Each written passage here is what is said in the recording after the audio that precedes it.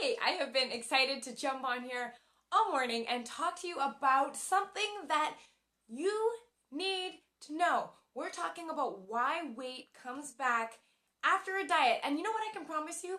It's probably not what you thought. And the best thing about learning something new is you know how to fix the problem the right way. If we haven't met yet, hi, my name is Tanessa Shears. I'm a weight loss coach for women. I work with women in a one-on-one capacity to help them find their solution to lose weight by learning how to manage their hormones, because we know that what it's all about, right?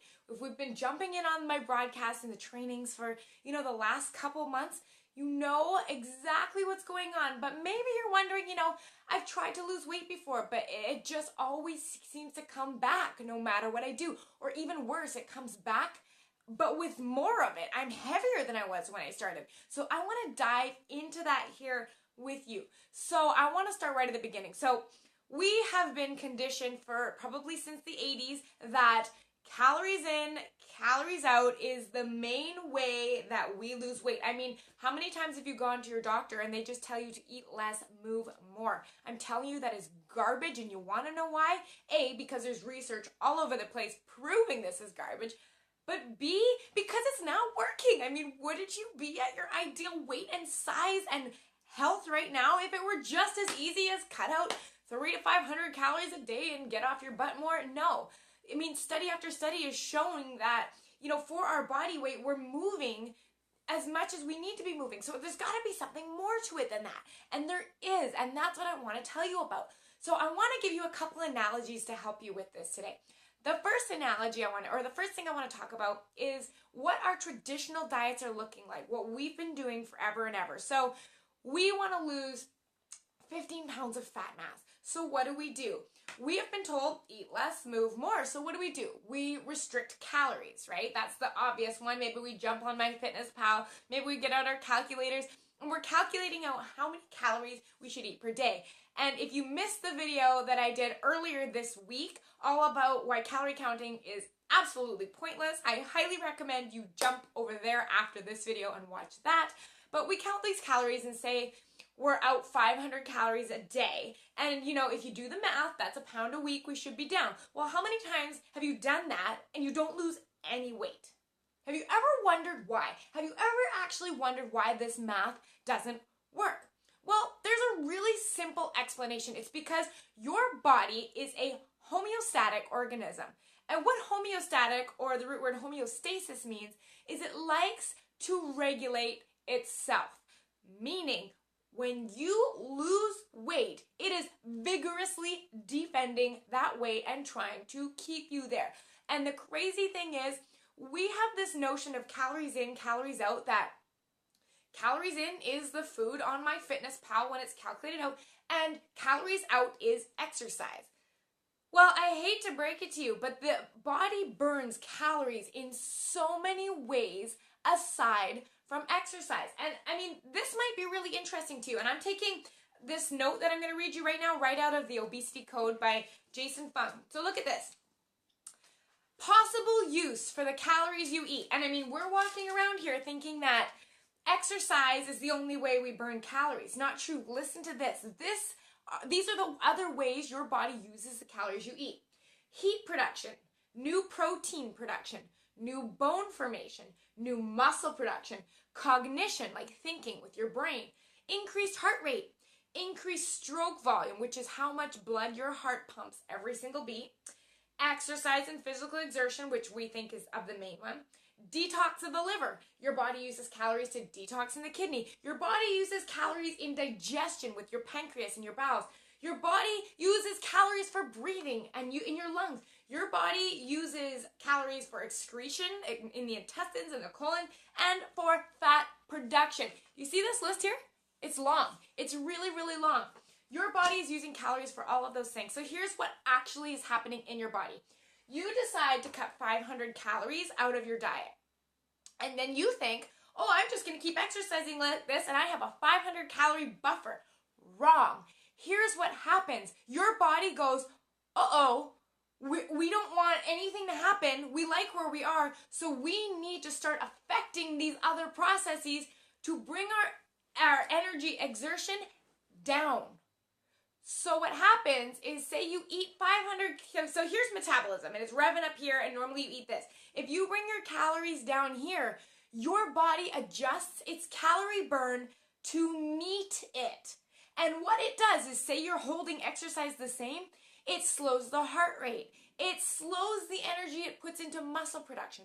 It slows the amount of energy it puts into bone production, into stroke volume. All of those things I just read take a hit, and your body pulls back from those processes that are so important because it's not getting the energy it needs. So here is something I want you to think about, and this is the best way I can have to teach you this. So say you make, I'm going to use round numbers, $100,000 a year. And because you make that kind of money, your spending is $100,000 a year. So I want you to think of that as like, your metabolism.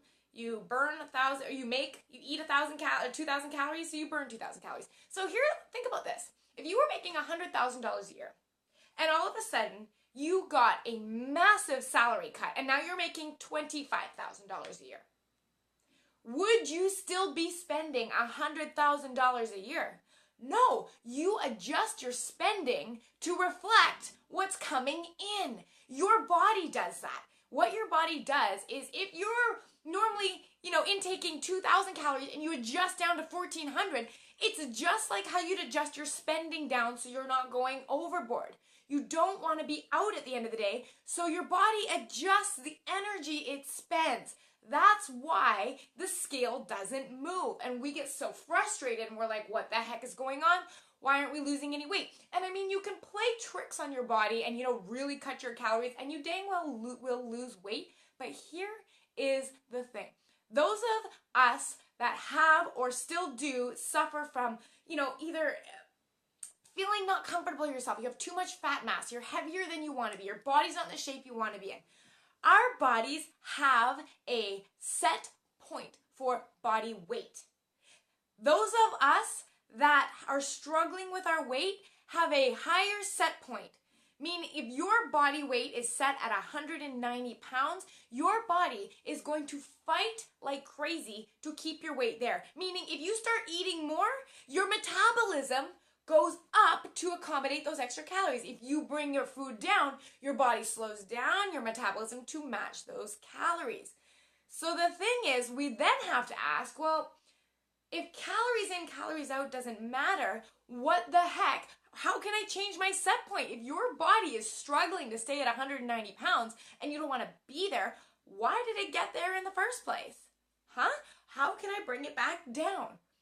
And what we need to know is that your body, if you are dealing with extra fat mass, obesity, being overweight, and being unhealthy, there is a massive chance that you are struggling with hormones that are out of balance. I don't want you to think of having extra body fat as something that is wrong with us fundamentally.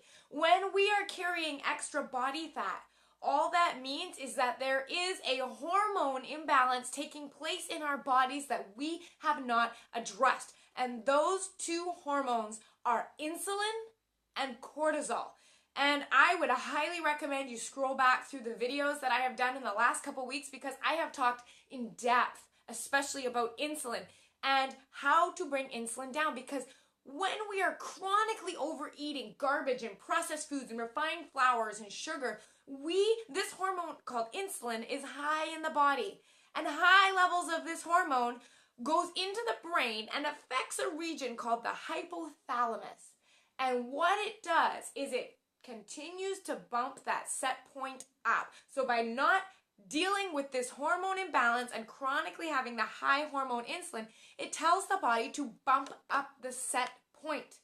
Your body is going to, I'm going to say this, vigorously defend the weight you are at unless you balance your hormones. You need to learn how to bring down insulin and cortisol in order to lower your set point. And that is done through diet, my friends. Diet, diet, diet. This is the foods you eat that affect insulin. And I'm not going to go into this here because I just did a big video on this like last week, and I would really want you to watch that.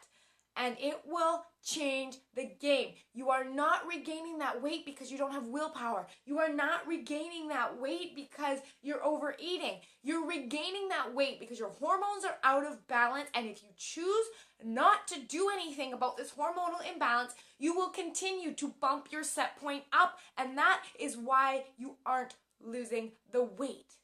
Does that make sense? This is transformational if you apply it. I want you to understand that it's obesity and being overweight and having too much fat mass, everything that our nation is suffering with is not because you're overeating or you don't have willpower or you're a bad person. It is because there is a dysregulation in the hormones that control your fat mass. And if you can understand that that is the problem, you can start by fixing it. And that excites me because it's nothing to do with you as a person anymore. It's to do with your ability to now take this information we've just talked about and make an informed decision. So like I said, jump back to that video on insulin and apply everything that I taught you here and start making the changes. And one last thing, I read a great quote this week, which I thought was so funny. It was talking about how we believe that exercise is 50% of the equation when it comes to losing fat mass, and diet is 50%. And it said, heck no. Diet is 95%, exercise is 5%. And they made a really funny analogy. They said, I want you to think of diet as Batman, and I want you to think of exercise as Robin.